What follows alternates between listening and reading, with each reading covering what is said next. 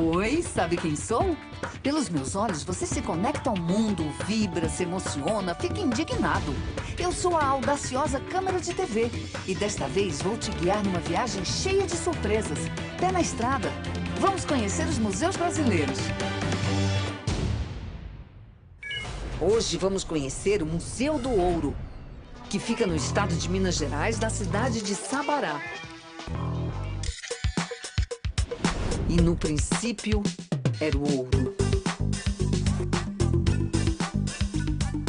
Assim como várias cidades históricas mineiras, a origem de Sabará tem a ver com a descoberta de ouro na região, que lhe rende até hoje uma forte religiosidade e uma arquitetura barroca, ainda preservada no centro histórico.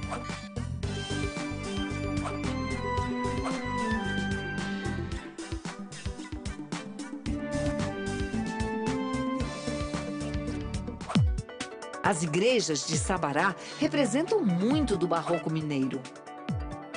Como a igreja Nossa Senhora do Ó, de 1717, que é um retrato fiel da história do lugar. Essa igreja tem a ver com a formação de Sabará. No século XVII, mais ou menos 1674, chegaram os primeiros bandeirantes que vieram de São Paulo. O grupo de Fernão Dias foram até Roça Grande, às margens do Rio das Velhas, e ali, inclusive, criaram uma roça para receber os outros bandeirantes, os outros aventureiros que estavam chegando aqui na região.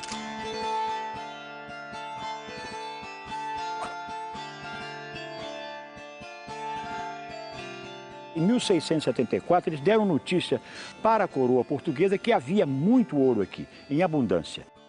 Nessa fase, a extração do ouro nas minas da região foi tanta que a coroa portuguesa percebeu que precisava fazer alguma coisa. Transformou então os arraiais em vilas e começou a controlar politicamente a região. Agora, o controle econômico já com, por exemplo, a criação da intendência e das fundições, que ele implanta aqui em Minas Gerais e em Sabará, né, nós temos um grande exemplo, que é o Museu do Ouro. Bem-vindos ao Museu do Ouro. Convido vocês a conhecer um pouco da história desse prédio tão importante para a formação do nosso país. O prédio onde fica o museu foi construído em 1730 para sediar a Casa da Real Intendência e Fundição do Ouro de Sabará. Depois disso, o prédio já foi transformado em escola, residência, até se tornar um Museu do Ouro. Mas para que possamos entender um pouco do que vem a ser a criação do Museu do Ouro, é importante frisar que ele nasceu dentro das ideias do movimento modernista. O próprio nacionalismo, na época, ele ganhou força no movimento modernista, em 1924, com intelectuais como Mário de Andrade, que junto com outros intelectuais modernistas, eles elaboraram um documento que foi apresentado ao governo federal para que fosse criado um serviço de proteção artística e histórica do nosso patrimônio.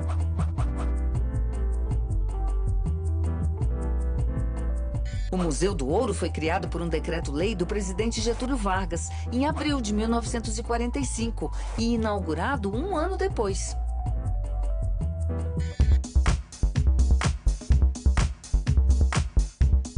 Bom dia, pessoal! Bom dia! Antigamente, quando as pessoas estavam explorando o ouro aqui em Sabará, tiravam o ouro do rio, tiravam o ouro das minas, elas tinham que trazer toda essa produção do ouro delas aqui nesta casa para derreter este ouro e para pagar o imposto do rei. O imposto do rei era chamado de quinto do ouro.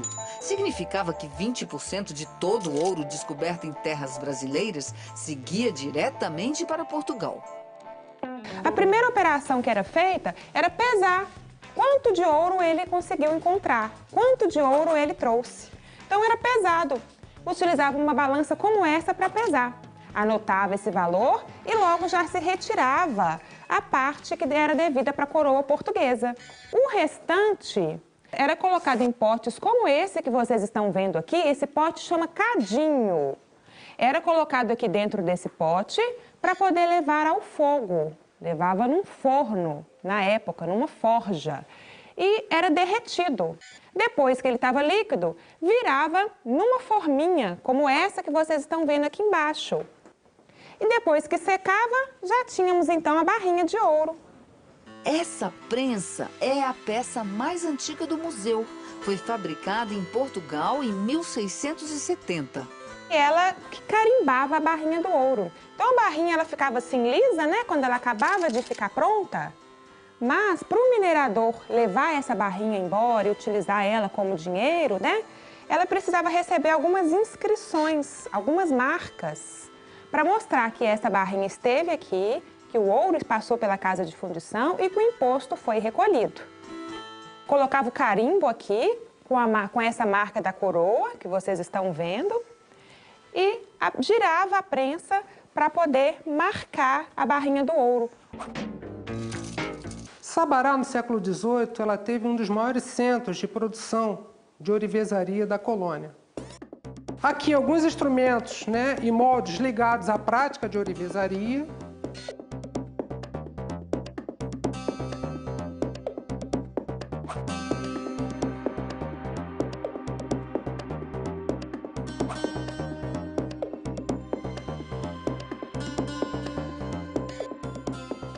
E aqui os cofres, ou né, as arcas, como eram chamados, onde esse ouro, manufaturado aqui na Casa de Intendência, ele descia até o porto de Paraty, pelo Caminho Velho, e era escoado para a metrópole, Portugal. Na época, o Caminho Velho era a única estrada que escoava o ouro de Minas Gerais para o mar, de onde seguiria para Portugal. O percurso durava, em média, 40 dias. Elas possuem 3 fechaduras. Geralmente, uma fechadura ia com o oficial da coroa portuguesa, responsável pela comitiva, outra com o chefe da guarda militar e outra aleatoriamente dada a um dos membros da comitiva. Além das 3 chaves, para abrir esses cofres, tinha um misterioso jeitinho. Como é que é para abrir? Você tira as bolinhas. Ah, tem que mexer nas bolinhas, não é? Mas olha o tanto de bolinha que tem, como é que eu vou adivinhar? Alguma dessas aqui. Essa daqui. Então vamos ver. Ai, olha aqui. Ih, essa aqui não mexeu nada. Vocês me apontam que eu vou mostrando qual que é. Ih, não é nada. Essa aqui. Essa aqui. Ah, essa aqui tá quente. Ah, essa aqui mesmo. Olha aqui. Aqui. Terceira chave descoberta. Não é difícil, gente, para abrir esse cofre? É um verdadeiro segredo, uma verdadeira charada. No museu, a gente também pode ver modelos de armas utilizadas na época, tanto pelos bandidos que queriam colocar as mãos no ouro, quanto pelos guardas que protegiam a casa de fundição. Agora vamos saber de onde vinha todo esse ouro e como era feita a sua extração? Essa sala apresenta o processo de extração do ouro. É um processo prévio que os mineradores faziam antes de trazer o ouro na casa de fundição. O alvo, nesse momento, era o ouro de aluvião, o ouro do leito dos rios, porque era um ouro de extração mais fácil e utilizavam ferramentas rudimentares para fazer este serviço. São essas enxadas que vocês estão vendo, esses almocafres aqui na parede. E as bateias que estão expostas aqui eram as ferramentas utilizadas naquele momento. E o processo de trabalho era bastante penoso, era feito geralmente pelos negros, pelos escravos, que passavam grande parte do dia com a parte da perna mergulhada na água fria, né? A parte de baixo mergulhada na água fria e com o sol bem forte batendo no corpo. Então era um processo bastante penoso, exigia a participação de escravos resistentes para dar conta desse serviço de extração do ouro de aluvião.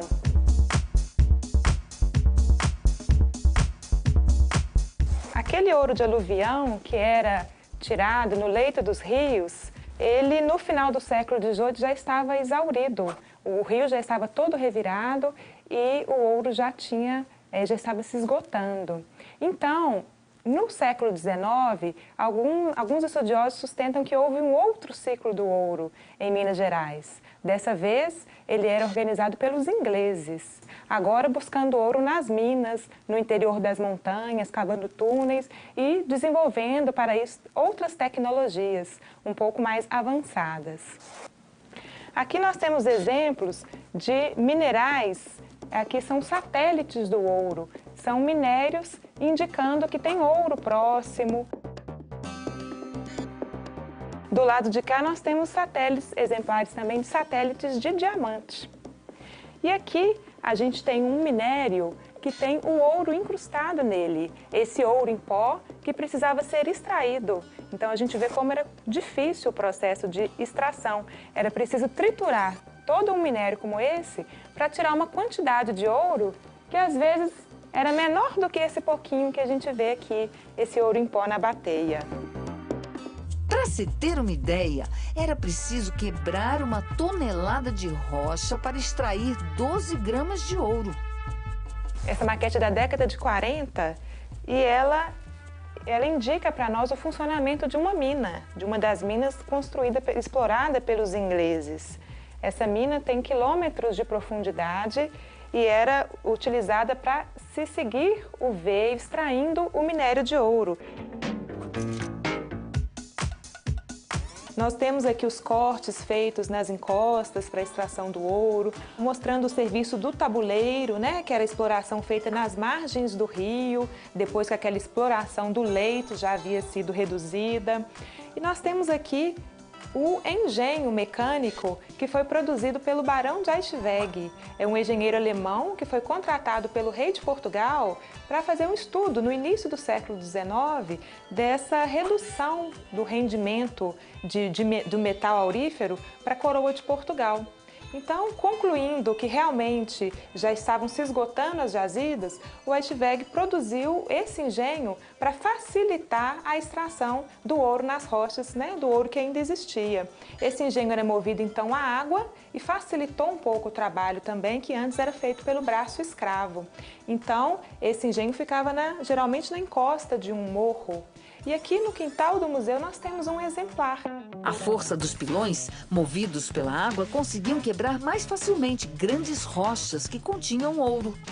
Era a água que fazia girar esta roda. E aonde eles colocavam a pedra, que a Manuela falou, era aqui, debaixo dos pilões. Como é que era o pilão? Batia. Batia. Misturava.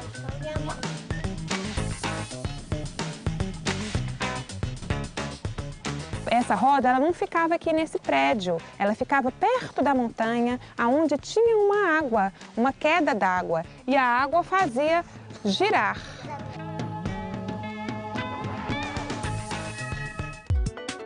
Esse é o Teatro Municipal, inaugurado em 1771, onde eram exibidas peças de teatro e óperas. O ouro era tanto por aqui que a coroa portuguesa instalou a casa de fundição para que o rei pudesse controlar cada grama de ouro achada na região. E é nesse prédio que funciona hoje o Museu do Ouro. Curiosidades à parte, o museu serve de cenário para casais de pombinhos apaixonados. Conhecendo de perto, me surpreendi, né? Eu já tinha feito uma pesquisa prévia pela internet, mas aqui de perto é diferente, a dimensão a beleza é bem maior, me surpreendeu muito. Vamos continuar nossa visita? O prédio funcionava assim. Aqui embaixo ficava o órgão administrativo da coroa portuguesa e lá em cima ficava a residência dos intendentes. Vamos subir para conhecer?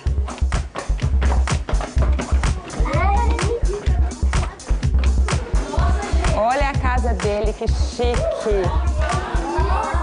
Nós estamos, então, no quarto do casal. Vocês viram como a cama dele é bonita, é trabalhada, é chique, né? A cama dele é chique. Então, a gente supõe que o verdadeiro dono dessa cama aqui era uma pessoa de posses também. Naquela época, Muito tempo atrás, no início da colonização, era muito comum as pessoas dormirem em esteiras, depois dormirem nas redes, né? Essa cama aqui já é do século XIX, uma cama muito trabalhada daquela época, né? Em falar nisso, vocês estão vendo o banheiro do quarto? Ah, olha aqui! E eles colocavam um pinico aqui debaixo e sentavam aqui. Sentavam aqui. E aí, aquele homem que comeu muita carne de porco, se ele tivesse uma dor de barriga no meio da noite, ele tinha que sentar aqui para usar o banheiro. Vocês já ouviram a expressão assim, escondendo o ouro? Ah, você está escondendo o ouro? Esse homem, ele escondia o ouro. Mas aonde? Lá dentro do chão. Lá dentro? Não, em cima. Em cima. Ah, colocava lá em cima do guarda-roupa? Vejam só, onde ele guardava o ouro dele. O armário tinha essa entrada falsa. E aqui ele guardava as coisas preciosas que ele queria guardar. Aqui é uma espécie de pia, não é? Era muito comum as pessoas utilizarem a bacia com o jarro para lavar o rosto, para lavar a mão. Essa bacia aqui tem uma coisa especial, que ela tem esse corte para colocar aqui, encaixar já no... Para fazer a barba, isso mesmo. Vocês já ouviram aquela expressão assim, colocar as barbas de molho? Quer saber mais um segredinho do dono do quarto? Quem procura as coisas aqui na gaveta e não acha nada, às vezes desiste e vai embora, não é? Mas só ele sabia do segredo. Vamos redar para trás um pouquinho. Só ele sabia o segredo que ele tinha, porque o móvel dele tinha uma outra gaveta lá atrás. E nesta gaveta a gente pode ver o ouro. O acervo do Museu do Ouro começou a se formar em meados da década de 40, a partir de doações feitas por famílias tradicionais de Minas Gerais. Atualmente são 749 objetos, dentre eles peças de mobiliários, pratarias, louças e instrumentos ligados à prática e fundição do ouro. Dentro de todas as obras que nós temos importantes no museu, a de maior destaque é a Santana Mestra. É uma obra atribuída a Aleijadinho, que já foi restaurada pelo Secor e eu venho mantendo essa conservação.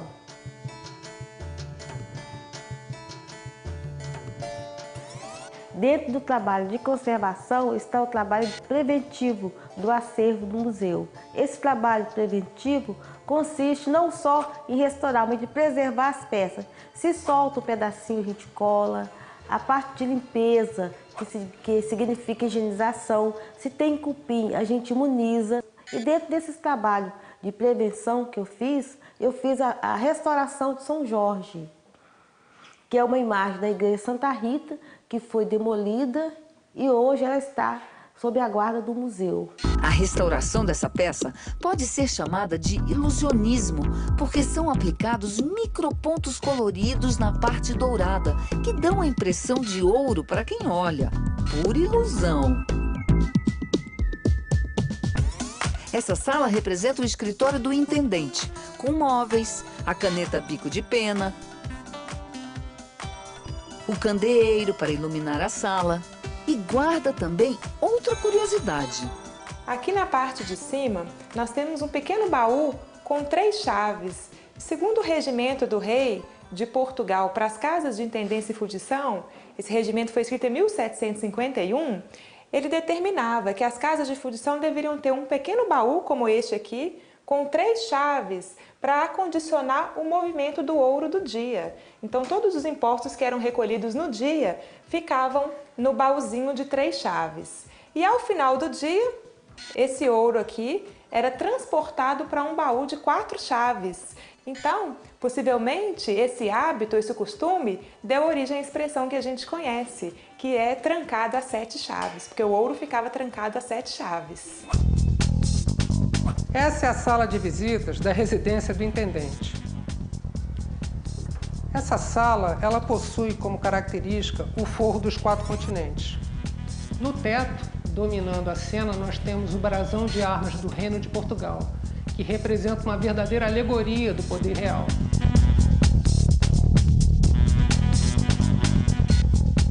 Como lanças, canhões, tambores, que representam todo o poder do Reino de Portugal. Ao seu redor nós temos a representação da Europa, da Ásia, da África e das Américas.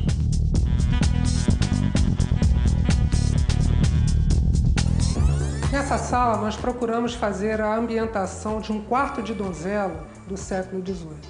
Esse quarto é caracterizado, por um espelho, uma cama com motivos decorativos, no qual o elemento decorativo pode ser associado à ilusão de Morfeu, o deus da mitologia grega relacionado ao sonho, ou um anjo, barbado, em feições masculinas, que representaria justamente a questão da masculinidade, a perda da virgindade da donzela, posteriormente na sua noite de núpcias. Aqui temos também um oratório, devido à religiosidade muito presente na sociedade de então.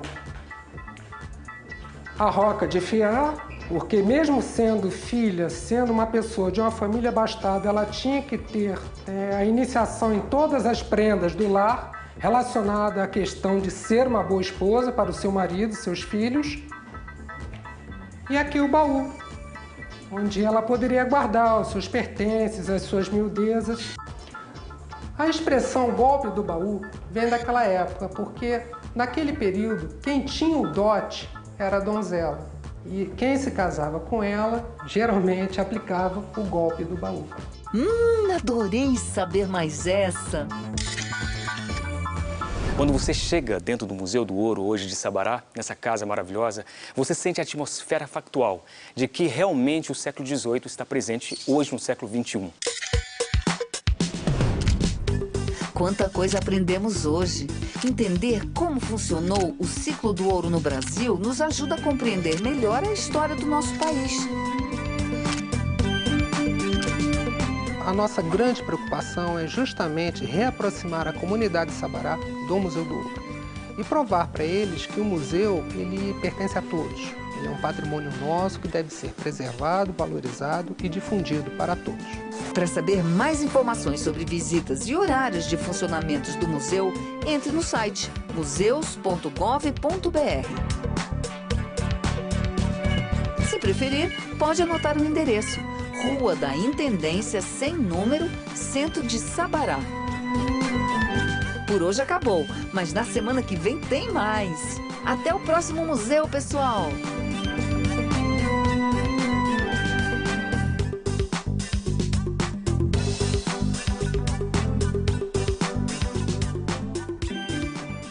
Os museus são conceitos e práticas em metamorfose.